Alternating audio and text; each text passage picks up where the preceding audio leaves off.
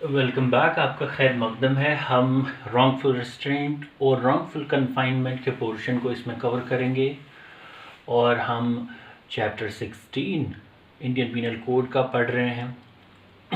बार बार बता रहा हूँ 299 से 377 तक है ये मर्डर कल्पेबल होमिसाइड, वो सारे प्रोविजंस हो गए। उसके बाद हमने डिस्कस किया हर्ट और ग्रीवियस हर्ट। अब ये एक और कैप्शन है इसका, wrongful restraint and wrongful confinement. Wrongful restraint और रॉन्गफुल कन्फाइनमेंट सेक्शन 339 से लेकर के 348 तक कवर होता है। आपके सिलेबस का पार्ट पूरा नहीं है 349 से आगे, इसमें असॉल्ट और फोर्स क्रिमिनल फोर्स वाला पोर्शन है। हमें बस इतना समझना है, आपके सिलेबस का पोर्शन जो है वो 339 से लेकर के 343 तक। 43 तो किसी लॉजिक से समझ में नहीं आता है, 42 तक होना चाहिए था, बट हम उसको भी टच कर लेंगे। तो ऐसा कर लेते हैं, हम पहले इसके प्रोविजनल स्कीम समझ लेते हैं, कुछ इंपॉर्टेंट प्रोविजंस को एक साथ समझने की कोशिश करते हैं। देखिए, रॉन्गफुल रिस्ट्रेंट और रॉन्गफुल कन्फाइनमेंट कैसे है इन प्रोविजंस के अंदर। हम इसको एक सर्कल से रिप्रेजेंट कर लें। एक सर्कल मान लेते हैं कि ये कैप्शन जो हम कवर करने जा रहे हैं इसमें है सेक्शन 339 जो डिफाइन करता है रॉन्गफुल रिस्ट्रेंट को। Wrongful restraint, this is the definition. ये डेफिनेशन क्लॉज है, पनिशमेंट नहीं है इसकी यहाँ पे। और section 340 defines wrongful confinement. Confinement मैं बार बार बता रहा हूँ, अक्सर चार्जशीट्स में आपको पेनलाइजिंग सेक्शन मिलता है, तो अब जिसका चार्जशीट अगर कभी किसी का पढ़ने का मौका मिले तो इससे मिसलीड मत होइएगा। वहाँ 339 और 340 किसी का जिक्र नहीं होगा, बिकॉज ये सिर्फ डिफाइन करता है और जहाँ पनिशमेंट होगी उसको जिक्र किया होगा। और अब इसमें दो पीनल प्रोविजंस आ रहे हैं जिसमें रॉन्गफुल रिस्ट्रेंट की पनिशमेंट 341 में है। 341 ये punishment for wrongful restraint, wrongful restraint की पनिशमेंट यहाँ पे है। और 342 जो है वो wrongful punishment for wrongful confinement है। बहुत सिंपल सा है ये, और इतना ही मुझे लगता है आपके सिलेबस का लॉजिकली पोर्शन बहुत ज़्यादा इंपॉर्टेंट है और होना भी यही चाहिए सिलेबस में। और 343 भी है, तो 343 एक्चुअली है अगर रॉन्गफुल कन्फाइनमेंट किया फॉर 3 और more days, wrongful confinement for 3 और मोर डेज। मैंने पहले कहा था एक तो कभी कभार होता है बेसिक ऑफेंस, तो रॉन्गफुल कन्फाइनमेंट इटसेल्फ एक ऑफेंस है। फिर इसकी ग्रेविटी के हिसाब से फॉलोइंग प्रोविजंस, इसके बाद 343, 44, 45 इसके डिफरेंट डिग्रीज ऑफ ग्रेविटी और सिवियरिटी के साथ सब्सटेंटिव ऑफेंस मानता है उनको, इलाहिदा ऑफेंस। मिसाल के तौर पर हम आपसे कह देंगे कि पैसे चुराना एक चोरी है और अगर पैसे चुराए तो सज़ा ये होगी, और अगर 1000 से ऊपर चुराया तो सज़ा 10 दिन होगी, और अगर 10,000 से ऊपर चुराया तो सज़ा 20 दिन होगी। तो एक सज़ा पैसे चुराने की होगी और एक उस अमाउंट के हिसाब से होगी। वैसे ही रॉन्गफुल कन्फाइनमेंट की प्लेन पनिशमेंट 342 में है, और फिर अगर 3 या 3 दिन से ज़्यादा रॉन्गफुल कन्फाइनमेंट हुआ तो 343 इन्वोक होगा, 42 नहीं होगा। और इसी तरह से 43 भी होगा, 42 भी होगा, बिकॉज वो एक सब्सटेंटिव ऑफेंस है। और रॉन्गफुल कन्फाइनमेंट अगर 10 दिन या 10 दिन से ज़्यादा हो गया तो फिर 344 के अंदर पनिशमेंट होगी। ये ब्रीफ इंट्रोडक्शन है इसमें हमें पढ़ना जो है। अभी हम शुरू करते हैं रॉन्गफुल रिस्ट्रेंट से। रॉन्गफुल रिस्ट्रेंट क्या है ये सेक्शन 339 डिफाइन करता है। बड़ी इंटरेस्टिंग डेफिनेशंस हैं, आप इनके कीवर्ड्स को नोट करते जाइएगा और ध्यान रखिएगा हम जब इसकी डेफिनेशंस को one by one take over करेंगे। देखिए सेक्शन 339 किन वर्ड्स में डिफाइन करता है, इसके इंग्रेडिएंट्स हम साथ साथ नोट करते जाएंगे। हम डेफिनेशन बोलते जाएंगे और वर्ड्स को लिखते जाएंगे। Wrongful restraint, wrongful restraint, wrongful restraint 339। तो रॉन्गफुल रिस्ट्रेंट 339 में इन वर्ड्स में डिफाइन किया गया है, whoever voluntarily। तो पहला इसेंशियल इंग्रेडिएंट है वॉलंटरीनेस, वॉलंटरीली। और ये आप जानते हैं, फिर से हम सेक्शन 39 में चले जाएंगे जो हम जानते हैं वॉलंटरीली क्या है। वॉलंटरीली में 3 किस्म के मेंजरिया को रेकग्नाइज किया है, इंटेंशन था, नॉलेज था या रीजन टू बिलीव था। whoever voluntarily obstructs, तो दूसरा इंग्रेडिएंट है ऑब्स्ट्रक्शन। हुएवर वॉलंटरली ऑब्स्ट्रक्ट्स, किसको ऑब्स्ट्रक्ट किया? एनी पर्सन, किसी इंसान को। किस फॉर्म में? So as to prevent that person from proceeding. तो तीसरा है प्रिवेंशन, रोकना। किससे? Prevention from proceeding. प्रोसीडिंग किस चीज़ की तरफ जाना? गुरुद्वारा, मंदिर, मस्जिद या रेलवे स्टेशन नहीं। From proceeding in any direction. In any direction, ये एक ही इंग्रेडिएंट है, इन एनी डायरेक्शन। तो क्या आसमान की तरफ जाना भी या कहीं भी? और अगर गेट कीपर ने रोका आपको कि आप जो है विजिलेंस सर्विलांस एरिया में आ रहे हैं, तब क्या करें? इन any direction in which that person. Direction word को क्वालिफाई करने वाले वर्ड्स हैं इन एनी डायरेक्शन, और इसको क्वालिफाई कर रहे हैं ये वर्ड जो मैं अब बता रहा हूँ। In which that person has a right to proceed. इस डायरेक्शन को क्वालिफाई करने वाले, किसी भी डायरेक्शन में नहीं, उस डायरेक्शन में in which that person has a right to proceed. अगर उसको राइट है बढ़ने का, फिर क्या होगा? Is said to wrongfully restrain that person. देखिए फिर से बता रहा हूँ, whoever voluntarily obstructs any person so as to prevent that person from proceeding in any direction in which that person has a right to proceed is said to wrongfully restrain that person। तो अगर किसी ने किसी को voluntarily obstruct किया किसी ऐसी सिमत या डायरेक्शन में जाने से जिस सिमत में उसको जाने का हक है, तो कहा जाएगा रॉन्गफुल रिस्ट्रेंट हो गया। आपने रॉन्गफुल रिस्ट्रेंट और रॉन्गफुल कन्फाइनमेंट टॉर्ट में भी पढ़ा होगा। हम इसको दोनों को कंपेयर करके अभी और भी वजाहत से समझने की कोशिश करेंगे, लेकिन उससे पहले हम इसकी एक्सेप्शन की तरफ जाते हैं। वो रॉन्गफुल रिस्ट्रेंट का एक एक्सेप्शन है, वो ये कि प्राइवेट वे का ऑब्स्ट्रक्शन आप कर सकते हैं, मगर अपनी प्रॉपर्टी का तो ऑब्स्ट्रक्शन आप कर ही सकते हैं, मगर किसी और प्राइवेट वे का कर सकते हैं। कब? जब आप मिस्टेक ऑफ फैक्ट में आप एक्ट कर रहे हो। इसको उसी दूसरे अंदाज में बेयर लैंग्वेज में हम समझें तो that obstruction of a private way over any land और water in which that person believes in good faith that he is entitled or having lawfully right to obstruct that is not said that he has wrongfully restrained that। समझ में आ रहा है आपको कि इसमें अब आप जवाब कैसे दे पाएंगे? एक क्लास की आदत हो गई है। तो एक्सेप्शन में फिर बता रहा हूँ आपको, that obstruction of a private way. Obstruction, हम बेयर लैंग्वेज पे चले जाते हैं। चलिए मैं वर्बेटम बेयर लैंग्वेज पढ़ लेता हूँ। The obstruction of a private way over land और वाटर। ऑब्स्ट्रक्शन कॉज कर सकता है इंसान, किसका? प्राइवेट वे का। पब्लिक का क्या हाल है अभी सुनेंगे वो भी। प्राइवेट वे ओवर लैंड और वाटर विच अ पर्सन, जो उस इंसान को ऑब्स्ट्रक्शन करने वाले को इन गुड फेथ, तो इसका मतलब टाइटल डिफेक्टिव है। अगर उसका अपना राइट है ऑलरेडी तब तो वो रोक ही सकता है, लेकिन which he in good faith believes himself to have a lawful right to obstruct. उसको गुड फेथ में with due care and attention लगना चाहिए कि उसको लॉफुल राइट है ऑब्स्ट्रक्ट करने का। Is not an offence with in the meaning of this section.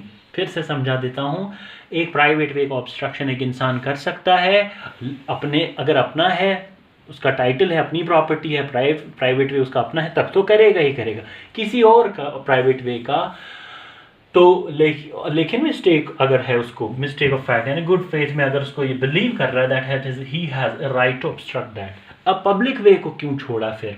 तो पब्लिक वे में आप जानते हैं लायबिलिटी बड़ी स्ट्रिक्ट है और standard of magnitude of duty बड़ा है, इसीलिए यहाँ पब्लिक मेंशन नहीं किया। याद रखिएगा ये प्राइवेट वे पे एप्लीकेबल है, पब्लिक पे नहीं है। पब्लिक वे पे अक्सर ऑब्स्ट्रक्शन के केसेस में मेंस स्ट्रिक्ट होता है, रादर उसमें स्ट्रिक्ट लायबिलिटी के केसेस होते हैं। वो आपने देखा न्यूसेंस का जो चैप्टर है ना आईपीसी में, बहुत इंटरेस्टिंग चैप्टर है, यहाँ उसका जिक्र कर देता हूँ।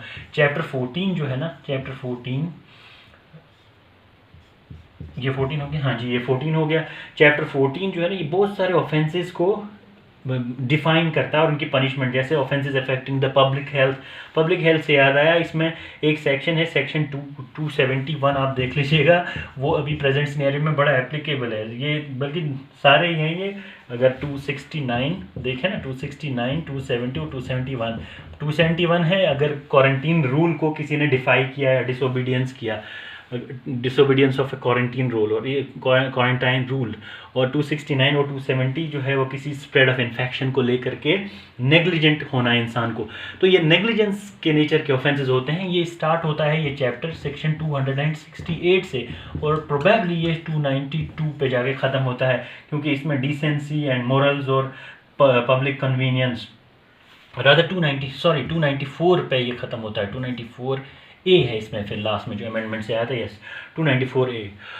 तो ये पूरा चैप्टर है इससे रिलेटेड। मुझे जो बात बतानी थी वो पब्लिक वे से रिलेटेड है जी, तो वो मैं फिर मेंशन कर देता हूँ। पब्लिक न्यूइसेंस में आपको डेफिनेशन में कभी ऐसा वर्ड नहीं मिलेगा जिससे मेंजरिया लगेगा कि होना चाहिए। और इसमें जो रेलिवेंट सेक्शन है जो मैं यहाँ कोट करना चाह रहा हूँ वो है सेक्शन 283 है या 83 है, यस 283 में है ऑब्स्ट्रक्शन अगर कोई कॉज करे किसी पब्लिक वे का, तो आप इसको पढ़ लीजिएगा कभी। और अगर आपको लगे कोई मेंजरिया का वर्ड है मैं गलत हूँ तो प्लीज़ आप मुझे कमेंट्स में लिखिएगा या पर्सनली मैसेज करिएगा। इसमें ऑब्स्ट्रक्शन ऑफ अ पब्लिक वे पे स्ट्रिक्ट लायबिलिटी है, तो उसमें आप गुड फेथ क्लेम नहीं कर सकते। अब अगर किसी ने रॉन्गफुल रिस्ट्रेंट किया पब्लिक वे पे, तो क्या उसको एक्सेप्शन का डिफेंस मिलेगा 339 की? The answer is capital N capital O, no, बिल्कुल नहीं मिलेगा। ठीक है, तो अब आप समझ सकते हैं कि फिर से समझ लेते हैं कि रॉन्गफुल रिस्ट्रेंट में क्या होता है। वॉलंटरी ऑब्स्ट्रक्शन होता है किसी पर्सन का दूसरे पर्सन की तरफ से, और वो फिर कैसे करता है उसको? He prevents that person from proceeding in any direction in which that person has a right to proceed. लेकिन एक जगह वो बच जाएगा, अगर प्राइवेट वे का वो ऑब्स्ट्रक्शन कॉज कर रहा है और अंडर द इम्प्रेशन और in good faith believing that he has a right to proceed in such a manner. Now let's move to the part of wrongful confinement, क्योंकि इन दोनों को कंपेयर करना ज़रूरी है। 340 wrongful confinement। wrongful confinement क्या है? wrongful confinement में wrongful restraint ही है। अभी तक हम सारे ऐसे ऑफेंसेस पढ़ रहे हैं जैसे मर्डर में कल्पेबल होमिसाइड है, ग्रीवियस हर्ट में हर्ट है, तो wrongful confinement में wrongful restraint है। एक specific form of wrongful restraint wrongful confinement हो जाता है, जैसे when a person wrongfully restrains any person in such a manner। यहाँ manner बड़ा important है। the gravamen of this section is manner, एक जिसे लॉ में हम कहते हैं ग्रावामेन कहते हैं, इसकी रूह और असल जो इस ऑफेंस को कंप्लीट कर दे वो है मैनर। और मैनर कैसा होना चाहिए? मैनर वर्ड को क्वालिफाई करता है so as to prevent that person from prevent that person, ये पूरा phrase prevent that person from proceeding beyond certain circumscribing। और ये वर्ड सरकम से ही लगता है, circumference आपने देखा होगा, circumscribing, पता नहीं सही लिख रहा हूँ स्पेलिंग या नहीं, circumscribing limits। तो wrongful confinement हो गया। when a person prevents another person when a person causes wrongful restraint, यानी कि उसको वो रोकता है किसी डायरेक्शन में प्रोसीड करने से, और इस तरह कि वो यानी कुछ हदूद के बाहर नहीं जा पाए, तो वो wrongful confinement हो गया। ये वैसे बजात खुद भी अगर महज हम वर्ड्स पे की नाम भी सेक्शन के गौर करें तो हमें समझ में आ जाएगा। मिसाल के तौर पर 339 और 340 को कंपेयर कर लेते हैं। 340 को अभी पहला डिस्टिंक्शन ले लेते हैं। 39 में क्या है कि ऑल बट वन डायरेक्शन में उसको प्रोसीड करने दिया जाता है कि कहीं भी जाओ मगर इस तरफ नहीं आने देंगे, बट वो डायरेक्शन ऐसी होती है in that direction the person has a right to proceed. और इसमें beyond certain circumscribing limits, beyond certain, अब आप इसको एज्यूम कर लीजिएगा ये पूरा मैंने लिख दिया, सर्कमस्क्राइबिंग लिमिट्स।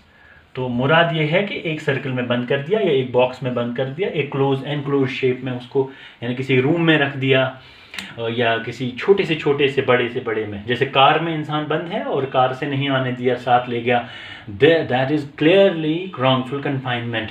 अब ये थोड़ी देर का भी हो सकता है, बहुत देर का भी हो सकता है, मगर अब राइट एक ऐसी चीज़ है, इसकी कैपेसिटी भी होनी चाहिए इंसान को। यानी अगर एक इंसान सो रहा है, ए सो रहा है, बी ने आके दरवाज़ा बंद कर दिया, और क्योंकि अब रॉन्गफुल कन्फाइनमेंट हो गया, लेकिन उसकी आंख खुलने से पहले उसने खोल दिया, ये रॉन्गफुल कन्फाइनमेंट नहीं है। सिमिलरली अगर कोई इंसान अनकॉन्शियस है और उसका रॉन्गफुल कन्फाइनमेंट नहीं हो सकता। रॉन्गफुल कन्फाइनमेंट तब होता है जब उसको वो प्रोसीड करने से रोके, और सिंस द बॉडी और the person is not in a position to proceed, हम लॉ नहीं कह सकता कि उसका रॉन्गफुल कन्फाइनमेंट हो गया। तो इसमें 2 इलस्ट्रेशंस हैं, उनमें जाने से पहले हम फिर से इसकी फ्रेजियोलॉजी और ड्राफ्टिंग पे चले जाते हैं। Whoever wrongfully restrains any person in such a manner, इसमें मैनर बड़ा इंपॉर्टेंट है, so as to prevent that person from proceeding beyond certain circumscribing limits, तो is that person is said to wrongfully confine that person, तो इतने पे हो जाएगा wrongful confinement। whoever wrongfully restrains that person, यानी section ही शुरू होता है wrongful restraint से, तो every wrongful confinement is a wrongful restraint but not vice versa, every wrongful restraint is not wrongful confinement। ये distinctions हैं कुछ, हम इस पर एक नोट बनाएंगे, बिकॉज वीडियो लेक्चर में ये सब डिस्टिंक्शंस के पॉइंट्स को डिस्कस करना अच्छा नहीं है, या कर ही लेते हैं, चलिए जल्दी से कर लेते हैं। रॉन्गफुल रिस्ट्रेंट और रॉन्गफुल कन्फाइनमेंट, ठीक है। तो देखिए डिस्टिंक्शन कैसे लिखी जाती है। एक डिस्टिंक्शन तो प्रोविजन का ही है, एक डिस्टिंक्शन जो है पनिशमेंट का हो सकता है, और एक डिस्टिंक्शन इसकी फिलोसफिकल फाउंडेशंस में हो सकता है। अब हम इसको ग्रीन से लिख लेते हैं। पॉइंट नंबर 1 रॉन्गफुल रिस्ट्रेंट में, इसमें देखिए अब आप, मैं थोड़ा हाईलाइटिंग पॉइंट्स लिखूंगा, एक्सप्लेनेटरी पॉइंट्स आप खुद से समझ लीजिएगा और उनको पेन डाउन भी करिएगा। रॉन्गफुल रिस्ट्रेंट में क्या होगा? रॉन्गफुल रिस्ट्रेंट में obstruction, whoever obstruction, voluntary obstruction. अब देखिए एक सवाल यहाँ पैदा हो सकता है कि वॉलंटरीनेस तो रॉन्गफुल कन्फाइन में मेंशन ही नहीं की, क्योंकि इसको डू अवे करने के लिए, in order to do away the need of mens rea, whoever wrongfully restrains mention कर दिया, तो रॉन्गफुल रिस्ट्रेन में वॉलंटरीनेस ऑलरेडी मेंशन्ड है। तो यहाँ पे क्या होता है, वो जिसे कह सकते हैं रॉन्गफुल रिस्ट्रेंट होता है, रॉन्गफुल रिस्ट्रेंट। यहाँ रॉन्गफुल रिस्ट्रेंट होता है, यहाँ वॉलंटरी ऑब्स्ट्रक्शन होता है। नंबर 2 यहाँ क्या होता है, preventing from proceeding in a certain direction, और यहाँ from in all directions, और preventing that person from proceeding beyond certain circumscribing limits, CCL लिख दिया मैंने, आप इससे समझ जाएंगे। पॉइंट नंबर 3, इस डायरेक्शन में that person has a right to proceed, और यहाँ पे उसको ज़रूरी नहीं है राइट टू प्रोसीड हो, ये एक तरह से बंद कर देना है। हो सकता है किसी पराये के यहाँ राइट का मसला है, राइट टू प्रोसीड होना चाहिए इन दैट डायरेक्शन, प्रोसीड, और यहाँ नो सच रिक्वायरमेंट, ज़रूरी नहीं है। यानी कोई इंसान जो है, मिसाल के तौर पर ए चला गया बी के खेत में और चोरी करने के लिए, और फल की चोरी कर रहा था कोई और, तो बी को पकड़ के ले आया, बी ए को पकड़ के ले आया चोरी के बदले, और अपने घर में वहाँ जाके बंदी बना लिया, रॉन्गफुल कन्फाइनमेंट कॉज किया उसका। तो ज़रूरी उसका राइट नहीं था उस बाग में जाने का या वहाँ से निकलने का भी है, बाहर जाने का जब नहीं था तो निकलने का हो ही नहीं सकता, लेकिन राइट का कोई क्वेश्चन नहीं है। He has committed the offence of wrongful confinement. ये समझ में आ रहा है आपको अच्छी तरह? अगर नहीं समझ में आ रहा है आप मुझसे ज़रूर कांटेक्ट कर लीजिएगा बाय एनी मीन्स, जो मैं सजेस्ट करता रहता हूँ आपको। तो इसमें जो है that person has right to proceed, और इधर नो सच राइट। अच्छा, अब इसमें पॉइंट नंबर 4 और इधर पॉइंट नंबर 4 हो सकता है। यहाँ एक्सेप्शन है, एक्सेप्शन एक है जो हम जानते हैं, प्राइवेट वे का ऑब्स्ट्रक्शन इन गुड फेथ, और यहाँ नो सच एक्सेप्शन, यहाँ कोई एक्सेप्शन नहीं है जैसे लॉ में स्टेट किया गया। एक और प्रोविज़न हम देख सकते हैं इस पर, वो है प्यूनिटिव प्रोविज़न। नंबर या डेफिनेशन, अब डेफिनेशन पे ही चले जाते हैं। ये 339 पे डिफाइंड है और ये पॉइंट नंबर 5 इधर भी ये 340 में डिफाइंड है। अब हम प्यूनिटिव प्रोविजन पे चले जाते हैं। अब इसकी जो है point number 6 punishment, punitive clause जो है, क्योंकि ये ग्रेविटी में थोड़ा नीचे होता है तो पनिशमेंट भी कम ही होगी, तो इसकी पनिशमेंट 341 में दी हुई है। मैं उसको यहाँ लिख लेता हूँ। पनिशमेंट क्या है इसकी? 1 मंथ इम्प्रिजनमेंट। याद रखिएगा, ईयर मत लिखिएगा, अगर MCQ एग्जाम में पूछा जाता है कंफ्यूज हो जाते हैं। 1 मंथ और 500 रुपीज़ और बोथ, या बोथ हो सकता है। और यहाँ पे पॉइंट नंबर 6 में क्या है, यहाँ क्या पनिशमेंट है? पनिशमेंट इज़ गिवन अंडर 342 और इसकी पनिशमेंट क्या है? 1 ईयर इम्प्रिजनमेंट और 1000 रुपीज़, 1000 ऐसे होगा शायद, 1000 और फाइन, 1000 और फाइन, और बोथ, दोनों भी हो सकते हैं। ये मैं क्या लिखता हूँ, और बोथ लिखना था। 1000 रुपीज़ और 1 ईयर इम्प्रिजनमेंट और बोथ, ये हो गया। That completes the distinction part. देखिए पॉइंट्स ऑफ डिस्टिंक्शन कितने सारे आ गए और इससे बहुत ज़्यादा क्लैरिटी भी अब आएगी हमें। इनमें से कोई चीज़ जो है बहुत इलेजिबल लग रही हो, जो लिखी हुई हो, वो पूछ लीजिएगा। अब हम इनकी डेफिनेशंस में एक और चीज़ है, सिलेबस के पार्ट में 343, जैसा कि मैं बता रहा था आपको, वो aggravated form of 342 actually recognises an aggravated form of wrongful confinement where a person causes or an accused causes the wrongful confinement of another person for a period of 3 days, for a period of 3 days। तो अगर 3 दिन तक किया उसने confinement, और 3 days नहीं, 3 minimum है, उसमें 3 दिन का होना चाहिए या मोर। अगर देखिए ये समझना ज़रूरी है, 343 इसमें है 3 days और मोर, अगर ये है, और 344 में है 10 और मोर। तो अगर 3 से 9 तक किया तो 343 एप्लीकेबल होगा, और अगर 3 उससे ज़्यादा किया तो 344 एप्लीकेबल होगा। एग्रेवेटेड फॉर्म है ये, इसमें इसीलिए पनिशमेंट ज़्यादा है। इसमें 2 years, 343 में पनिशमेंट जो है 2 years और फाइन और बोथ, क्योंकि वहाँ हमने पढ़ा कि पनिशमेंट जो है 1 year थी, तो यहाँ 2 years और फाइन और both. This completes the part of wrongful restraint and wrongful confinement. In next chapter or next lecture, we will move to another topic, and if any part remains in this, we will conclude that. अब मैं कुछ philosophy बता रहा हूँ इसकी। Actually, law of constitutional law भी और सारे laws, they are based on the principle of personal liberty। अब इसका रैशनल क्या है इस लॉ के इंक्लूड, कि हर इंसान को हुर्रियत, आज़ादी, इख्तियार है कुछ चीज़ें करने का, और अपनी बॉडी को तो लेकर है ही, वोल्यूशन और मोमेंट। कोई इंसान चाहे तो चाबी का गुच्छा ऐसे घुमा सकता है, और दिल उगता जाए तो ऐसे घुमा लेगा, आप उसे कैसे रोक लेंगे? तो इस प्रिंसिपल को एक हद तक रिकग्नाइज किया जाना ज़रूरी है। अब कोई इंसान जो है वो पैदल चले जा रहा, आप उसे इस बात पे नहीं रोक सकते कि थक जाओगे, और अगर ये इस हद तक आपका रोकना है, रेस्ट्रेंट उसकी आज़ादी पे, liberty of moment, freedom of moment पे, जो कॉन्स्टिट्यूशन में आर्टिकल 19 में रिकग्नाइज किया गया है, तो इसका प्रोटेक्शन ज़रूरी है। तो उस स्कीम को समझ में, ध्यान में रखते हुए पर्सनल लिबर्टी को अपकीप करने के लिए रॉन्गफुल रेस्ट्रेंट और रॉन्गफुल कन्फाइनमेंट के प्रोविजंस को रिकग्नाइज किया हुआ है।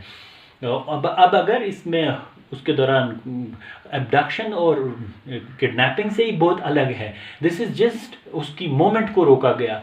अब मोड, उसको ले जाने का मोड अलग चीज़ है। रेस्ट्रेंट में उसको एक डायरेक्शन में नहीं जाने दिया। मिसाल के तौर पर सर सईद गेट से कोई यूनिवर्सिटी में आ रहा था और आपने उससे खड़ा होकर के रोका, मिसाल के तौर पर अक्यूज़ ने वहाँ रोक करके कहा कि जो है आप बड़शाह गेट से क्यों नहीं आते, मैं यहाँ से नहीं आने दूंगा। ऑल जो उसको ऑप्शन है वो और 2-3 गेट से भी आ सकता हो, हज़ारों गेट से आ सकता हो, लेकिन इस डायरेक्शन में अगर उसको जाने का राइट है, दैट इज़ रॉन्गफुल रेस्ट्रेंट। और रॉन्गफुल कन्फाइनमेंट है, अगर यूनिवर्सिटी के अंदर, मिसाल है ये, यूनिवर्सिटी के अंदर एक इंसान है, ऑल दो बहुत बड़ा एरिया भी हो सकता है, और आपने उससे कहा कि किसी जगह से भी निकलने की कोशिश मत करना, नहीं तो हार्म पहुंचेगा, और तो फिर उसको कहा जाएगा रॉन्गफुल कन्फाइनमेंट उसका कॉज हो गया, क्योंकि बियॉन्ड सर्टेन सर्कमस्क्राइबिंग लिमिट्स उसको जाने नहीं दिया। इसीलिए जो इलस्ट्रेशन सेकंड है रॉन्गफुल कन्फाइनमेंट की, उसमें देख लीजिएगा आप, that when a person places men with firearms at the outlets of a building, और फिर उसको बोलता है कि that these men will fire at you if you attempt to leave that building, तो कहा जाएगा ये wrongful confinement हो गया। Although वो बिल्डिंग में ऊपर नीचे बहुत जा सकता है और वो person physical proximity of that person is not necessary. हाँ, अब अगर रीजनेबल नहीं है, मिसाल के तौर पर अमेरिका में बैठ के कोई इंसान आपको फ़ोन पे कह रहा है कि मैं मार दूंगा अगर अपने घर से बाहर निकले, तो एप्रहेंशन थोड़ा रियल होना चाहिए, लेकिन फिजिकल प्रॉक्सिमिटी अक्यूज्ड की विक्टिम के पास होना ज़रूरी नहीं है। अब ये फ़ोन करके कह रहा है कि हाँ आदमी खड़े हैं, खुद तो बहुत दूर है, आदमी बाहर हैं, फेयर बहुत करीब है। If the fair is real and based on certain premise of substance or reality, then it's wrongful confinement. Thank you for your time and patience. Have a nice time.